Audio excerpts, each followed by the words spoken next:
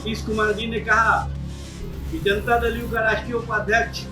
प्रशांत किशोर पांडे को हमने अमित शाह के कहने पर बनाया था। प्रशांत किशोर पांडे जी से भारतीय जनता पार्टी का क्या संबंध रहा है?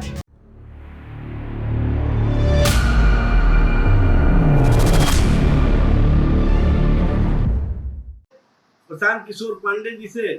भारतीय जनता पार्टी का क्या संबंध रहा है, इसके संबंध में नीतीश कुमार जी ने पहले ही स्पष्ट कर दिया है।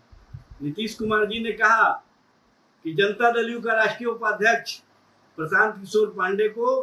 हमने अमित शाह के कहने पर बनाया था। अब इससे बड़ा सबूत क्या हो सकता है कि भारतीय जनता पार्टी और प्रशांत किशोर पांडे में किस तरह का संबंध रहा है। भारतीय जनता पार्टी की राजनीति को आकार, आधार और कहीं ना कहीं जुमलाबाजी और अन्य तरह के स्लोगन से जो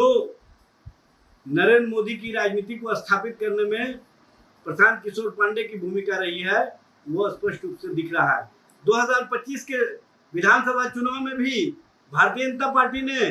प्रॉक्सी विपक्ष के तौर पर स्थापित करने के लिए प्रशांत किशोर पांडे को बिहार की राजनीति में हर तरह से खाद पानी देने का काम किया था, लेकिन बिहार की जनता ने प्रशांत किशोर पांडे को स्पष्ट संदेश दे दिया और 2026 के बांकीपुर विधानसभा उपचुनाव में भारतीय जनता पार्टी के स्क्रिप्ट के अनुसार ही कहीं ना कहीं प्रशांत किशोर पांडे चुनाव मैदान में उतरे, लेकिन भारतीय जनता पार्टी और प्रशांत किशोर पांडे के जन स्वराज में किस तरह का अंदर खाने समझौता था, वो स्पष्ट रूप से दिखा। जहां प्रशांत किशोर पांडे का राजनीति कोई आधार नहीं, कोई आकार नहीं, समाज के लिए और बिहार के लिए कोई आंदोलन नहीं, कोई संघर्ष नहीं, जहां राष्ट्रीय जनता दल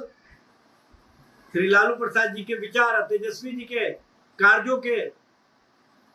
बाद बिहार की जनता का जो विश्वास और समर्थन जीता था, उसके कारण बेचैनी और घबराहट में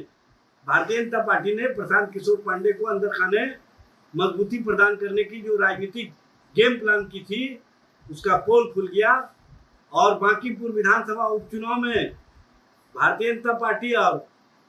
जन स्वराज दोनों को इस बात का डर है कि राष्ट्रीय जनता दल तेजस्वी जी के नेतृत्व में जो बांकीपुर की जनता का विश्वास जीतने में सफल रही है,